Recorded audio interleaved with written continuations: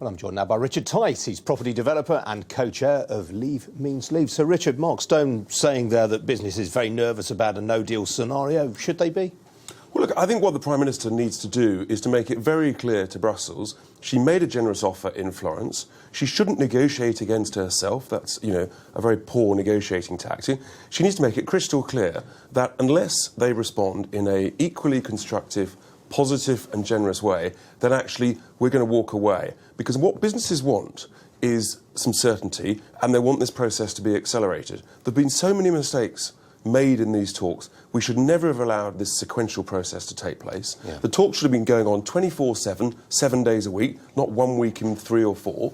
There's no way in business we would run this process like this. But she needs to say, we're going to publish our WTO plans, we're going to give confidence to businesses, consumers and the public alike in Britain, and unless we get some progress in the next couple of weeks, literally 2 or 3 weeks, we're off and leave. And the crucial thing is she must then say there's no money from March 19. So really, you think before the end of the year she should be able to prepare to say, right... Before the end of November. Businesses want some action, and if we get on with it, it just gives extra months and weeks for businesses to plan. To be honest, any sensible, well-organised, well-run business now is planning on the basis of no deal, which is absolutely fine as a base case. After all, WTO, of course, is what most great countries trade under. If it's good enough for Australia and for America and Canada, it's good enough for the UK.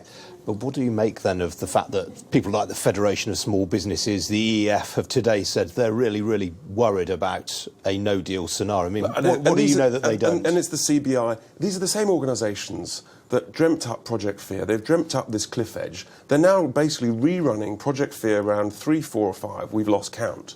They were wrong then, they're wrong today, and they will continue to be wrong tomorrow. Let's remember, the CBI, they didn't back Thatcher's reforms in the 80s. They wanted us to stay in the ERM in the 90s. They wanted us to join the euro. These people have a track record of being consistently wrong, and they should be ignored by the public at large. Well, in fairness, the CBI would say they were only in favour of joining the euro for about 18 months, and then they came down against it. Just look at their track record. All the big issues of the day, these people have been wrong. Look at the entrepreneurs, people who understand cash flows, putting risk on the table as opposed to the corporate managers. The entrepreneurs, great people like Dyson, like Peter Hargreaves, like Tim Martin of Wetherspoons, those are the people that people should listen to. They're quite happy to go to WTO. Very interesting you make this point about the sequential nature of the talks. I mean, Wolfgang Munchau in the FT today saying actually there is a point now where it's impossible to reach a deal on citizens' rights in Northern Ireland until we know the structure of trade. You go along with that? Completely, and we should never have allowed it to take place. It's actually contrary to the wording of Article 50 anyway. It's basically illegal. We shouldn't have allowed it. They need to stop that. They need to say we've got to put everything on the table, we've got to accelerate it, and it really has to be 24/7. And what does a WTO exit with no deal look like to you? Because, I mean, on this show last week, we had David Tyler, the chairman of Sainsbury's, warning that food prices would go up 22% in the event of a no deal. I know, we keep getting these scare stories, from people like that. The truth is, UK supermarkets are already looking to source more product domestically. The truth is, we'll start buying more oranges from South Africa as opposed to from Spain because of the tariff distances. Businesses will adjust, consumers will adjust, and if it means we buy more wine from Chile and Argentina or South Africa or Australia and less from France, so be it. It's not the end of the world. Very, very briefly, Richard, Philip Hammond, should he stay or should he go?